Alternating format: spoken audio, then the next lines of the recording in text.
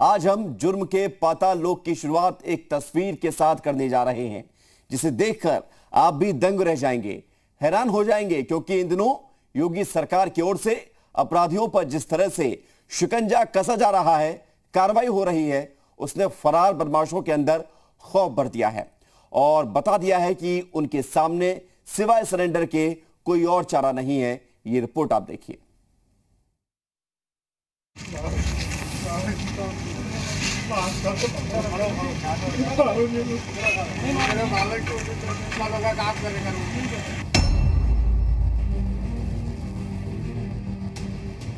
यह अपराधियों के खिलाफ जारी यूपी पुलिस की कार्रवाई का नतीजा है। गले में तख्ती, हाथ को जोड़े हुए आगे बढ़ता हुआ ये शख्स कोई पीड़ित नहीं बल्कि गैंगस्टर एक्ट में वांछित अपराधी है। पुलिस के मुताबिक गौकशी के केस में वांछित अपराधी नईम फरार था, लेकिन जब गैंगस्टर एक्ट के तहत कुर्की की कार्रवाई शुरू हुई तो उसने खुद सरेंडर कर दिया। कुछ इस अंदाज में, माफी मांगते हुए, बच्चों की दुहाई देते हुए। बालक छोटे छोटे मासूम बालक हैं, 4 लड़की सालों का काम करेगा, गलत साजिश में पड़ गया था। पुलिस ने अपराधी नईम पर 15,000 रुपए का इनाम घोषित किया था, जिसने आज आत्मसमर्पण कर दिया। पुत्र अमीन निवासी मंसूर माफी थाना नखासा क्षेत्र में आकर के आत्मसमर्पण किया है।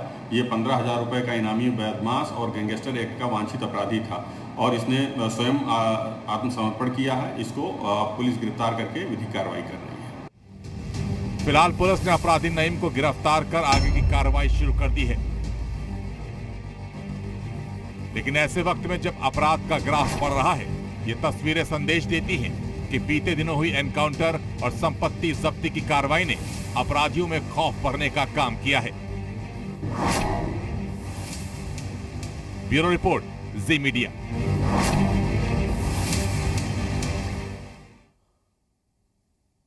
उत्तर प्रदेश में लव जिहाद की भेंट चढ़ गई एक और लड़की। मुस्लिम लड़के ने पहले उसे नाम बदलकर फंसाया, फिर शादी की और फिर गोली मारकर हत्या कर दी। पुलिस ने आरोपी को तो गिरफ्तार कर लिया, लेकिन सवाल वही कि आखिर ऐसी घटनाएं कब रुकेंगी। लव जिहाद का खूनी अंजाम।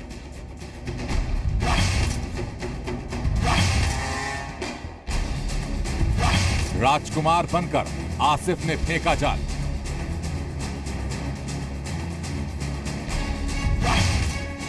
पहले दिल लिया, फिर कत्ल किया।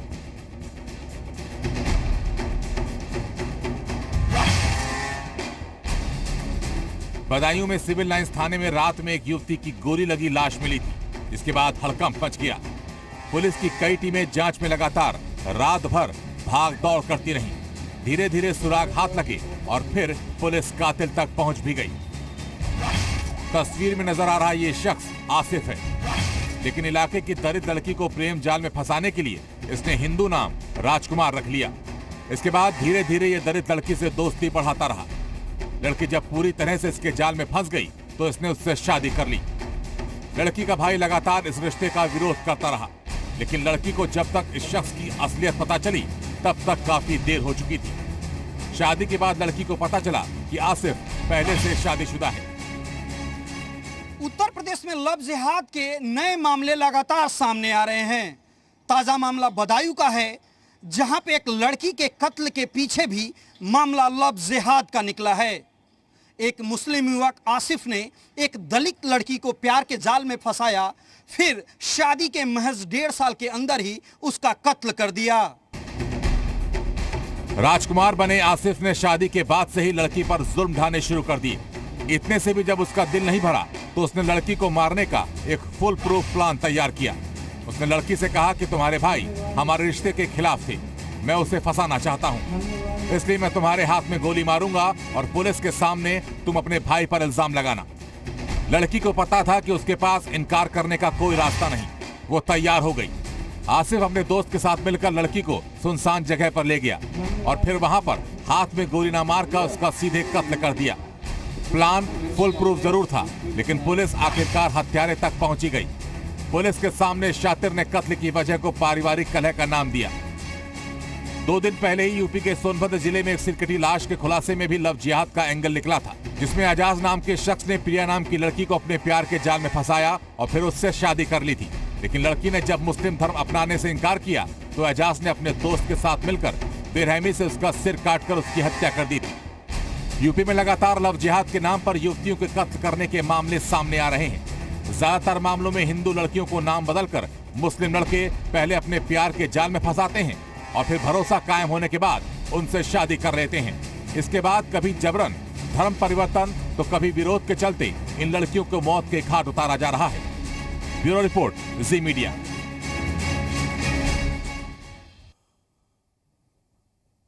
और अब बात महोबा की, जहां एक ही परिवार के 2 लोगों की बेरहमी से हत्या हो गई। यहां 2 मासूमों को बड़ी बेदर्दी से मौत के घाट उतार दिया गया। इस वारदात का कुछ ही घंटों में जो खुलासा हुआ, उसके बाद हर कोई हैरान है, परेशान है और सबके जहन में एक ही सवाल है कि आखिर क्यों?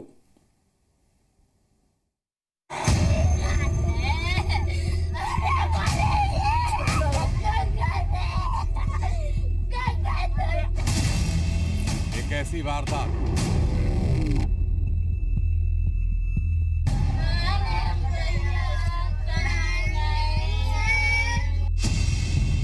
जिसे सुनकर आप भी रह जाएंगे हैरान।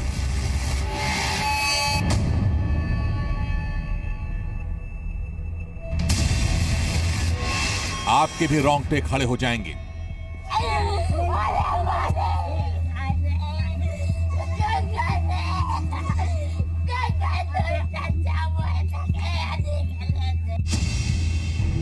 एक पिता ही बन गया अपनों का कातिल।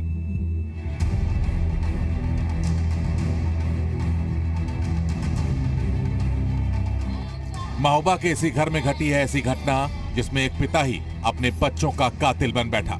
इस खूनी वारदात से पुलिस और आसपास के लोग सकते में हैं कि आखिर कोई जन्म देने वाला पिता कैसे अपने ही मासूम बच्चों का कातिल बन सकता है। बाप ने किया 2 बेटों का कत्ल, गला घोटकर उतार दिया मौत के घाट। घर में पत्नी से शुरू हुआ विवाद इतना आगे बढ़ जाएगा ये किसी ने नहीं सोचा था। थाने में बैठे आरोपी पिता हरनारायण पर आरोप है कि पत्नी से आए दिन हो रहे झगड़े से तंग आकर उसने ऐसा कदम उठा लिया जिसकी कोई कल्पना भी नहीं कर सकता। नशे में धुत वो अपने दोनों बेटों को अपने साथ गांव के ही पास पहाड़ पर ले गया, जहां अपने ही हाथों से अपने दोनों मासूमों की गला घोंटकर हत्या कर दी। 2-3 दिन पहले से मियां बीवी की दोनों की लड़ाई चलती रही है। ये बताया जा रहा है कि दोनों की मियां बीवी की लड़ाई चलती रही तो वो कह रहे थे पैसे भी मंगाया मियां बीवी से, तो ट्यूशन के पैसे नहीं दिया उसने। तो ऐसे ऐसे उनका विवाद बढ़ते गया। दारू भी 2-3 दिन से पीते रहे बराबर। 2-3 दिन से खाना भी नहीं खाया उन लोगों। एक बच्ची को लेके गया पहाड़ पे, लेके गया तो वही पहाड़ पे मारा। वारदात से पूरे इलाके में हड़कंप मच गया। परिजनों का रो रो कर बुरा हाल है। बताया जा रहा है कि वारदात का खुलासा तब हुआ जब देर शाम तक दोनों बच्चे वापस अपने घर नहीं लौटे। इसके बाद परिजनों ने उन्हें खूब ढूंढा लेकिन वे नहीं मिले। इसके बाद पुलिस में सूचना दी गई। जांच शुरू हुई तो दोनों बच्चों के शव बरामद हुए। इसके बाद चारों ओर कोहराम मच गया। घटना की सूचना पाकर मौके पर पहुंची पुलिस ने कातिल पिता को गिरफ्तार कर लिया है। पुलिस ने बताया कि नशे में धुत पिता ने अपने ही बच्चों को मार डाला। अब उसे गिरफ्तार करके आगे की कार्रवाई की जा रही है। थाना महोबकंठ के अंतर्गत ग्राम परापातर में एक हरिनारायण प्रजापति हैं जो अपने घरेलू शराब पीने को लेकर झाड़ा झंझट हुआ था, तो उसमें जाकर उसी दारू शराब के नशे में उसने अपने दोनों बच्चों को गला घोट के पहाड़ घर के पीछे की पहाड़ी के ऊपर मार दिया, जिसके संबंध में अभियुक्त पंजीकृत कर दिया गया है। विवेचना हो रही है और अभियुक्त हिरासत में।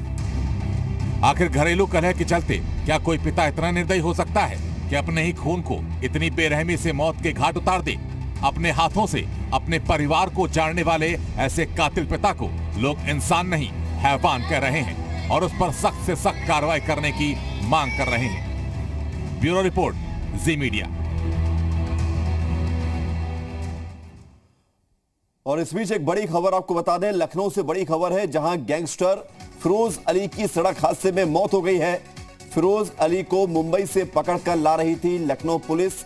ठाकुरगंज थाने की पुलिस फिरोज को पकड़ने मुंबई गई थी। मध्य प्रदेश के गुना में ग्वालियर बैतूल हाईवे पर यह हादसा हुआ है। चाचौड़ा थाना क्षेत्र में पाखरियापुरा टोल के पास पुलिस की गाड़ी पलटी है। हादसे में 2 पुलिसकर्मी समेत 4 लोग घायल हुए हैं। घायलों को राजगढ़ के अस्पताल में भर्ती कराया गया है।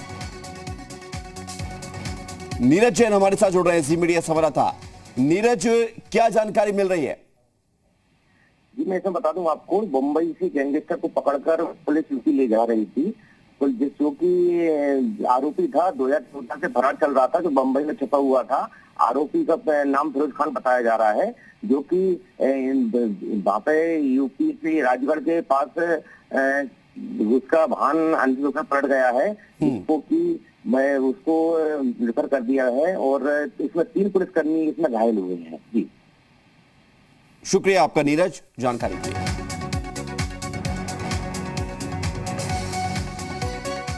आज जमाना कितना ही बदल गया हो, विकास की कितनी ही बड़ी बड़ी बातें होती हो, लेकिन आज भी कई ऐसी जगह हैं जहां सूदखोरों के मकड़जाल में फंसे लोगों का निकलना मुश्किल ही नहीं, नामुमकिन सा नजर आता है।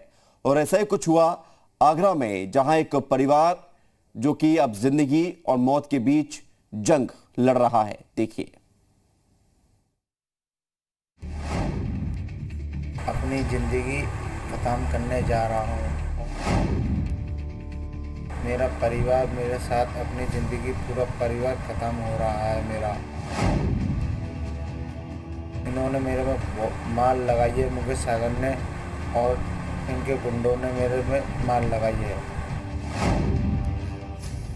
मेरे बच्चों की दुआ लगेगी सबको।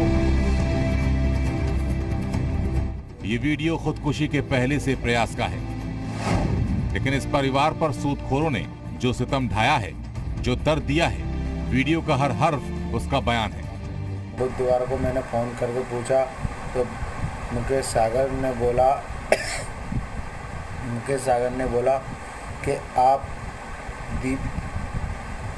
तुम मेरे घर पे आ जाओ। मैं उनके घर पैसे लेके पहुंचा। मैंने बोला भैया आपका कितना हिसाब है? उन्होंने बोला कि भाई आप पे 2 लाख रुपए करीब का हिसाब है। दीपक का कसूर सिर्फ इतना था कि उसने साल भर पहले सूद पर पैसा लिया था। एक बार 50,000 रुपए, दूसरी बार 65,000 रुपए। उसे कहां मालूम था कि उसका यह फैसला एक दिन परिवार के लिए मुश्किल का सबब बन जाएगा। मैंने कैसे बैठ जाएगा, कि मेरे पास तो आपकी लिखत है, मेरे पास आपकी लिखत है आपके हाथ की। मैंने आपसे 65,000 एक लिया और 50,000 रुपये एक लिया है, तो मेरे पास 1,15,000 रुपये आपका आया है। 1,15,000 रुपये आया तो आप मेरे से नाजायज़ पैसा नहीं वसूल सकते हो। मतलब कुल 1,15,000 रुपए दीपक ने ब्याज पर लिए थे, जिसका ब्याज लॉकडाउन में काम बंद होने पर दीपक नहीं चुका पाया। तो सूदखोर मनोज सागर और उसके गुर्गों ने उसे धमकी देना और परेशान करना शुरू कर दिया। कई बार मारपीट भी की, जिससे तंग आकर दीपक ने अपना मकान बेच दिया। बीती 23 सितंबर को सूदखोर मनोज सागर का पैसा लौटाने गया था 1.5 लाख रुपए। मेरे से 1.5 लाख रुपए लेके बोले कि अब तुझसे हम नाजायज़ पैसा भी वसूल करेंगे और तेरे बीवी बच्चों को भी मारेंगे। मेरे से बदतमीजी करने लगे। आरोप है कि जब 23 सितंबर को पैसा देने सूदखोर मनोज सागर के घर पर गया तो उसे बंधक बना लिया गया। खाली स्टाम्प पर साइन कराए गए, पत्नी को बुलाकर मारपीट की गई। वीडियो बनाकर जबरन ये कहलवाया गया कि उसने 1,15,000 रुपए नहीं बल्कि 3 लाख रुपए लिए थे। इसके बाद दीपक और उसकी पत्नी को छोड़ दिया गया, लेकिन टॉर्चर बढ़ता चला गया। आखिरकार दीपक ने खुदकुशी करने का कदम उठा लिया। हम मर रहे हैं तो उन्हीं की वजह से मर रहे हैं और कोई वजह नहीं है हमारे मरने की इनके अलावा। हमें इनसे कोई भी हमने इनके पैर तक चाहिए थे, हाथ तक जोड़े थे, भाई हमें मत मारो, हमारी बीवी को मत मारो। लेकिन उन्होंने हमारी एक नहीं सुनी और मेरे और मेरी बीवी को खूब मारा पीटा इन्होंने। ये वीडियो जहर खाने से पहले दीपक ने परिवार और परिचितों को भेजा था, जिसे देखने की तुरंत बाद परिवार के दूसरे लोग उसके घर पहुंचे, जहां पूरा परिवार बेहोश मिला, जिस पर सभी को आनन फानन में अस्पताल में भर्ती कराया गया। पैसे किसी की सिंगरे थे तो उसने मारपीट की थी, ले जाके मतलब बदतमीजी करी थी लंबी लड़की दामाद के साथ में, और जनता नहीं बर्दाश्त हुई। पैसे देने भी गए थे तो अभी कुछ कोई सुनाई नहीं, मतलब ताला लगा के माल लगाइए। पैसे लिए पहले से, पैसे लेके बोला कि इसकी ब्याज के ऊपर जो बुलाते हैं, क्या नाम उसका, पेनल्टी, जो तो पैसे मेरे हो गए पेनल्टी होते हैं। फिर इसके बाद ये लोगों ने क्या किया कि उसकी मैडम को बुला लिया, चेक बुक वगैरह रख के साइन वगैरह करा लिए, और साइन फाइन लेके फिर इसकी इन लोगों की दोनों की बहुत पिटाई लगाई, और ये लोग बहुत पीड़ित रहे। इन लोगों ने मुझे नहीं बताया, किसी ने भी, ना मुझे मेरी जानकारी में है। फिलहाल अस्पताल में सभी का इलाज जारी है। पुलिस ने मामले की जांच भी शुरू कर दी है। हालांकि इस मामले में अब तक किसी की गिरफ्तारी नहीं हुई है। शोभित चतुर्वेदी, जी मीडिया, आगरा। और अब बात रिश्तों के कत्ल की, जो सामने आई बदायूं से। रिश्ता भी ऐसा जो जिंदगी भर साथ निभाने के वादे के साथ शुरू किया गया था, लेकिन फिर वही रिश्ता जब प्यार की मंजिल का रोड़ा बनने लगा तो उसे रास्ते से हटाने की साजिश रची गई, लेकिन ज्यादा देर तक आरोपी पुलिस से बच नहीं सके।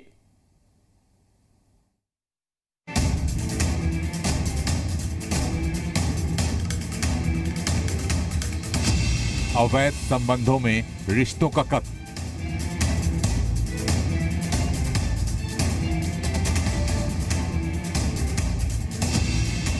कई सालों के पवित्र रिश्ते को पल भर में तोड़ दिया।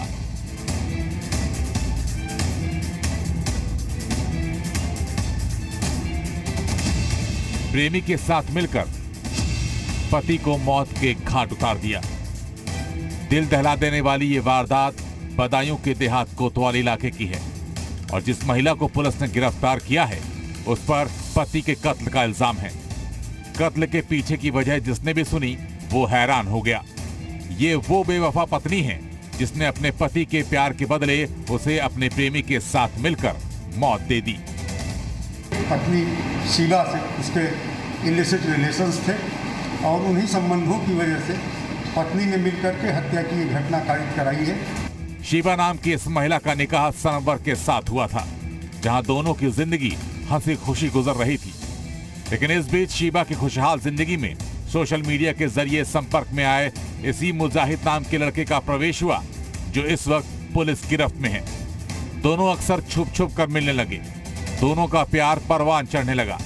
जिसकी खबर शीबा के पति को हुई तो उसने मुजाहिद को पहले खूब मारा पीटा और फिर चोरी के इल्जाम में जेल भिजवा दिया।